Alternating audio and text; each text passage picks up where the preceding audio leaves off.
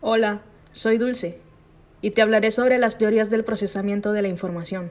Estas se enfocan en la manera en que las personas ponen atención a los eventos que ocurren en el ambiente, codifican la información que deben aprender, la relacionan con los conocimientos que tienen en la memoria, almacenan el conocimiento nuevo en la memoria y lo recuperan a medida que lo necesitan. Según Mayer, en 1996, propuso los siguientes principios de la teoría del procesamiento de la información, los cuales son: los seres humanos son procesadores de información. La mente es un sistema que procesa información. La cognición es una serie de procesos mentales y el aprendizaje es la adquisición de representaciones mentales. No olvides lo siguiente: el procesamiento de información no solo es el nombre de una teoría, sino un término genérico que se aplica a las perspectivas teóricas que se refieren a la secuencia y ejecución de eventos cognitivos.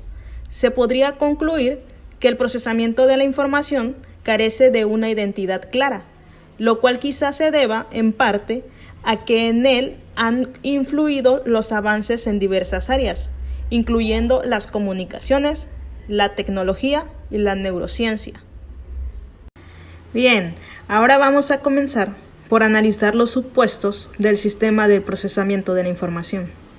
El primer supuesto se refiere a que el procesamiento de la información ocurre en etapas, las cuales transcurren entre la aparición del estímulo y la producción de la respuesta. De esta manera, cada una de las etapas es cualitativamente diferente de las demás. Otro supuesto es que el procesamiento de la información es análogo al procesamiento de las computadoras, es decir, que es parecido, tiene similitud o semejanza, por lo menos metafóricamente. Entonces, el sistema humano funciona de manera similar a la computadora, ya que recibe información, la almacena en la memoria y la recupera cuando la necesita. Asimismo, los investigadores también suponen que el procesamiento de la información participa en todas las actividades cognitivas, las cuales son percibir, repasar, pensar, resolver problemas, recordar, olvidar e imaginar. Ahora tocaremos el tema del modelo de memoria de dos almacenes. El modelo de dos almacenes explica muchos resultados de investigaciones. Uno de los hallazgos más conscientes es que cuando las personas deben aprender una lista de objetos, tienden a recordar mejor los primeros, es decir, el efecto de primacia, y los últimos, efecto de recencia. Un punto importante que se debe tocar en este tema son los problemas que presenta este modelo. Uno de los problemas que presenta este modelo es que no especifica por completo la manera en que la información pasa de un almacén al otro. Asimismo, la noción de los procesos de control es probable, pero vaga. Otro problema es que este modelo parece ser más adecuado para el material verbal. No queda claro cómo ocurre la representación no verbal de material que aún no ha sido verbalizado, como el arte moderno y las habilidades bien desarrolladas. El modelo tampoco explica lo que realmente se aprende, considerando a las personas que aprenden una lista de palabras con sílabas sin sentidos, las cuales deben memorizar las palabras en sí y las posiciones en las que aparecen.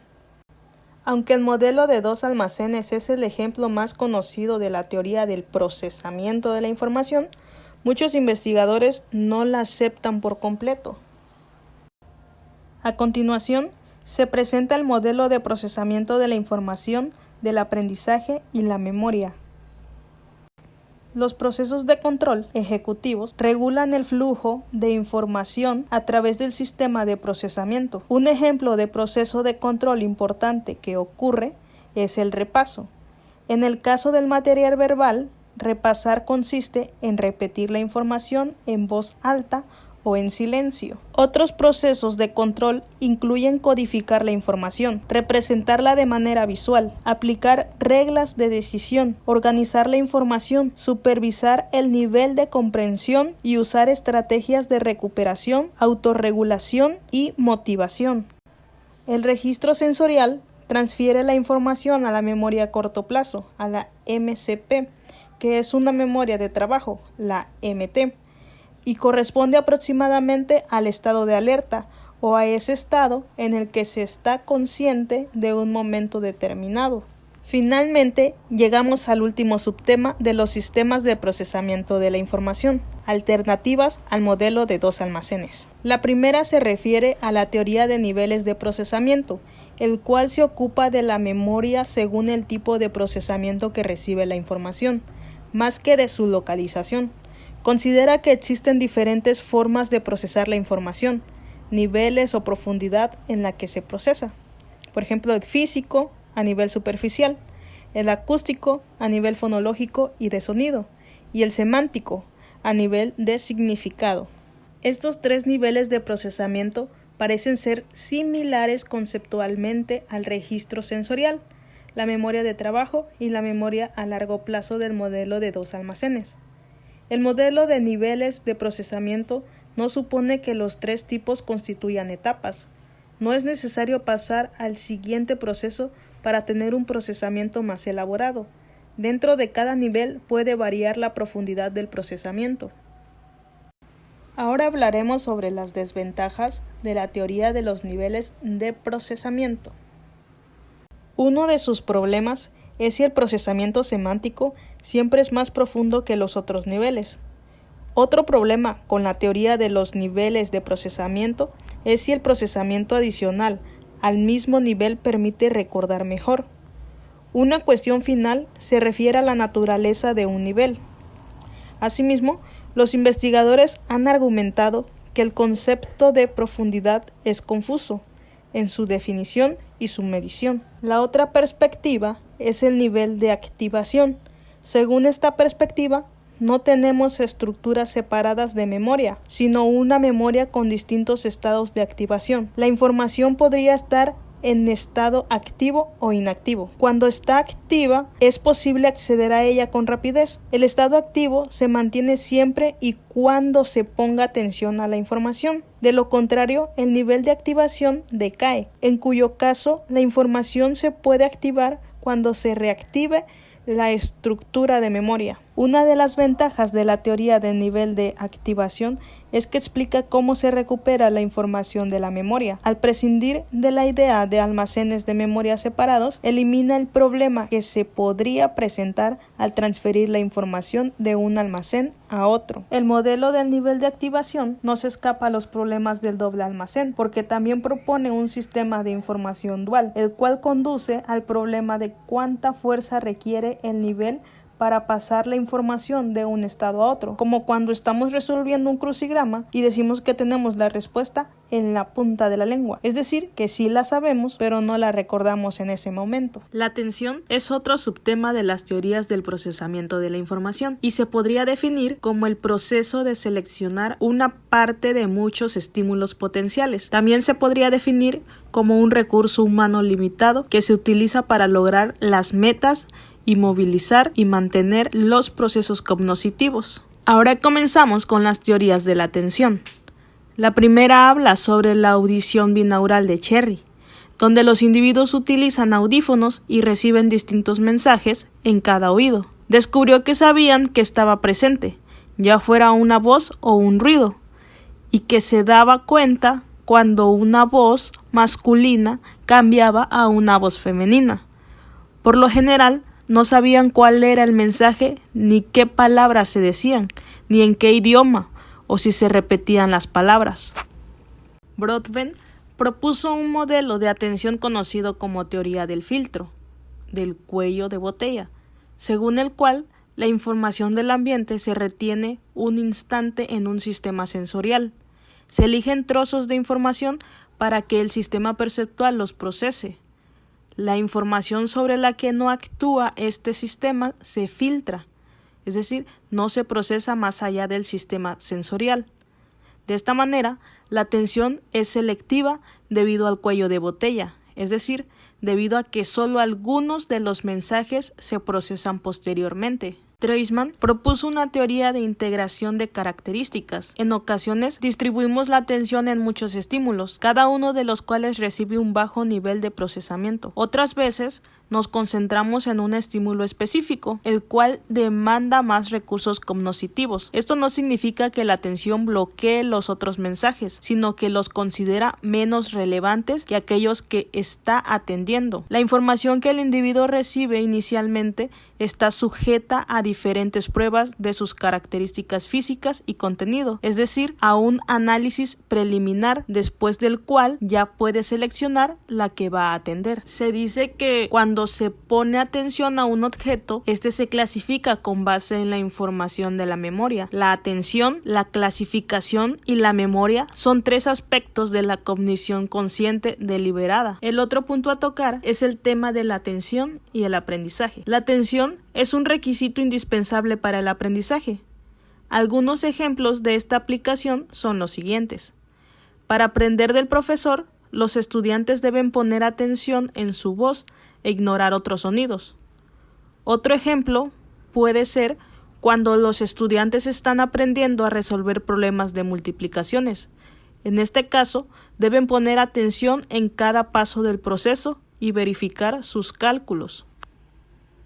Asimismo, la atención presenta algunas deficiencias o problemas que pueden estar asociados con la edad del estudiante, la hiperactividad, la inteligencia y los problemas de aprendizaje.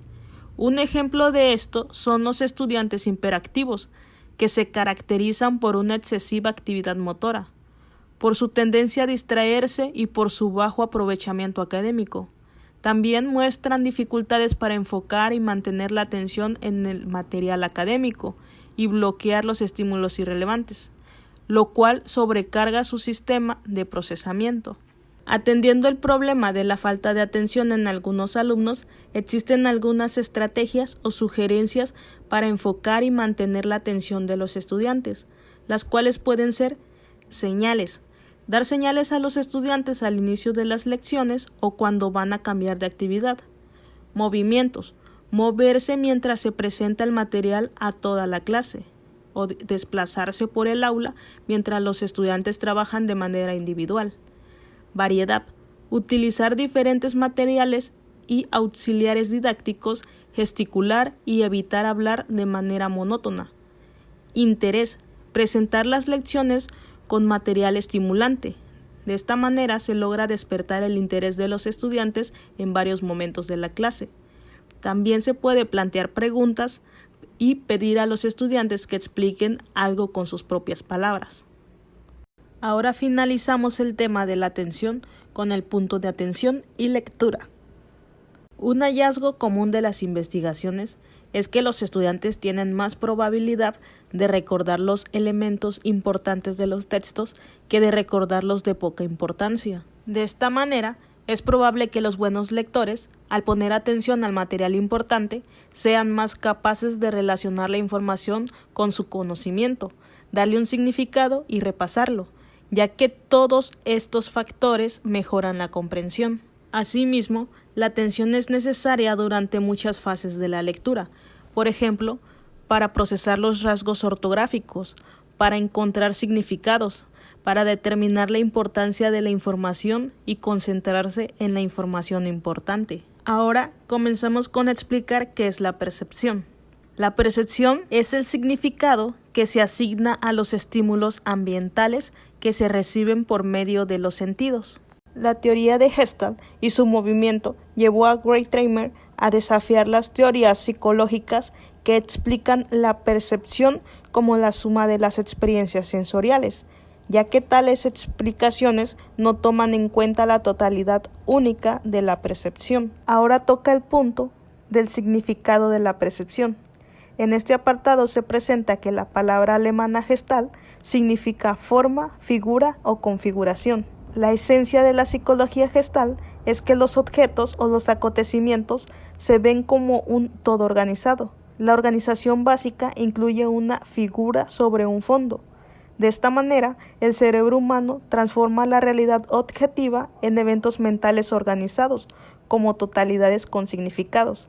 Así, esta capacidad de ver las cosas como un todo es una característica innata, aunque la percepción es modificada por la experiencia y el entrenamiento. En la teoría Gestalt, la percepción significativa y el discernimiento ocurren solo a través de la conciencia. Por último, veremos los 5 principios de organización de la teoría de Gestalt. El principio de la relación figura-fondo plantea que cualquier campo perceptual se puede subdividir en una figura contra un fondo. De esta manera, las características más notables, como el tamaño, la forma, el color y el tono, distinguen a la figura de su fondo. Así, cuando ambos son ambiguos, los observadores tienden a organizar de manera alternativa la experiencia sensorial en una forma y luego en otra. El principio de proximidad establece que los elementos de un campo perceptual se perciben juntos de acuerdo con su cercanía en espacio o tiempo. Este principio de proximidad también se aplica a la percepción del lenguaje. Por ejemplo, las personas escuchan el discurso como una serie de palabras o frases separadas por pausas, pero cuando escuchan sonidos con los que no están familiarizados, como las palabras en idiomas extranjeros, tienen dificultades para distinguir las pausas. El principio de semejanza establece que los elementos similares en aspectos como el tamaño o el color se perciben juntos. La proximidad puede superar a la semejanza. Cuando estímulos diferentes están más cerca que estímulos similares, el campo perceptual tiende a organizarse en 4 grupos de 2 líneas de cada uno. El principio de destino común implica que los elementos que parecen construir un patrón o flujo en la misma dirección se perciben como una figura. El principio de destino común también se aplica a una serie alfabética o numérica, en la que una o más reglas definen el orden de los elementos. El principio de sencillez postula que las personas organizan sus campos perceptuales en patrones sencillos y regulares, y que tienden a formar buenas configuraciones con simetría y regularidad. Esta idea está plasmada en la palabra alemana Prägnanz, que se traduce aproximadamente como significado o precisión. Ahora es turno de hablar de los registros sensoriales, donde las teorías del procesamiento de la información postulan que cada sentido tiene su propio registro, el cual retiene la información brevemente en la misma forma en que la recibe. De esta manera, la información sensorial permanece en el registro sensorial solo una fracción de segundo y parte de la entrada sensorial se transfiere a la memoria de trabajo para un mayor procesamiento.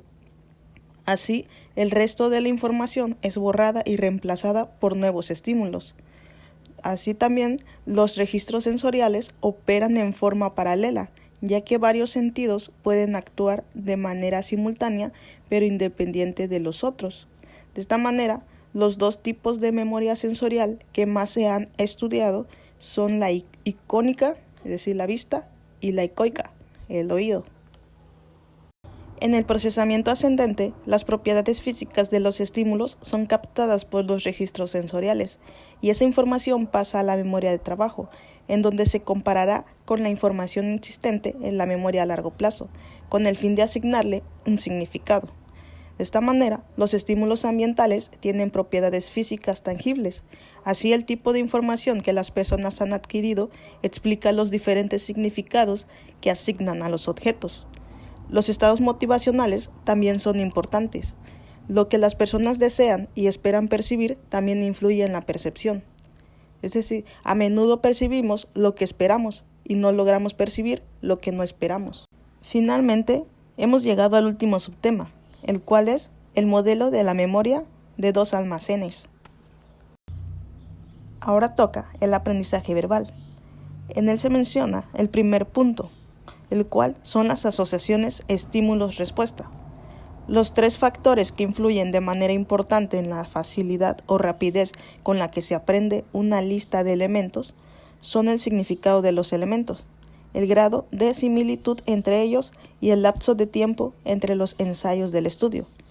El lapso de tiempo que separa los ensayos del estudio puede ir de breve a extenso, cuando hay posibilidad de interferencia, lo cual se analiza más adelante en este capítulo. La práctica distribuida permite un mayor aprendizaje. El otro punto son las tareas de aprendizaje. En este se menciona que los investigadores del aprendizaje verbal solían utilizar 3 tipos de tareas de aprendizaje, las cuales eran seriales, de pares asociados y de recuerdo libre. En el aprendizaje serial, los individuos recuerdan estímulos verbales en el orden en el que se les fueron presentados. Por lo contrario, en el aprendizaje de pares asociados se presenta un estímulo para cada respuesta. Por ejemplo, gato, árbol, bote, techo, banco con perro. Y en el aprendizaje de recuerdo libre se les presenta a los aprendices una lista de elementos que deben recordar en cualquier orden. En el modelo de 2 almacenes, una vez que se pone atención a un estímulo y se percibe, este es transferido a la memoria a corto plazo, también conocida como memoria de trabajo. La capacidad de la memoria de trabajo también es limitada, ya que solo puede contener una pequeña cantidad de información. Sus características son capacidad limitada, es decir, alrededor de 7 elementos, duración breve, es decir, sin repaso, y conciencia inmediata. La representación de los conocimientos en la memoria a largo plazo depende de la frecuencia y de la contigüidad. La información de la memoria a largo plazo está representada en estructuras asociativas.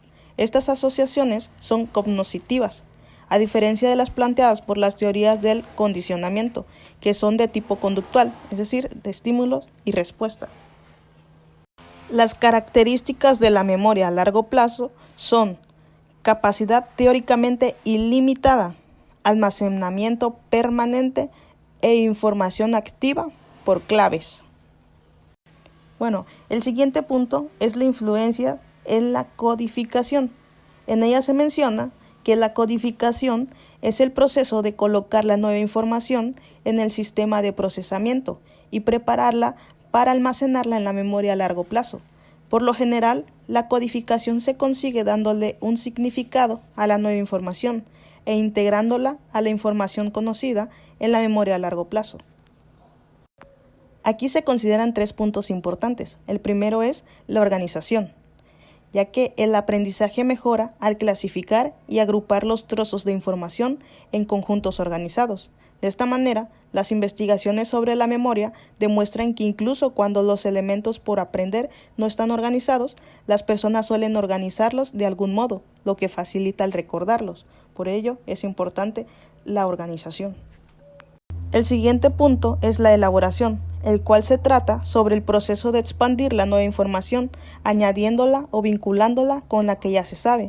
De esta manera, la elaboración ayuda a codificar y recuperar la información y recordar por qué la relación con otros conocimientos. El tercer punto son los esquemas. En él se menciona que un esquema es una estructura que organiza grandes cantidades de información en un sistema significativo. Es decir, los esquemas incluyen el conocimiento general acerca de las situaciones. Son planes que aprendemos y utilizamos durante nuestras interacciones con el ambiente. Se necesitan unidades más grandes para organizar en un todo coherente las proposiciones que representan trozos de información. Así, los esquemas nos ayudan a generar y controlar acciones secuenciales rutinarias. Bueno, eso ha sido todo de mi parte. Espero haya quedado bien comprendido el tema. Muchas gracias por su atención.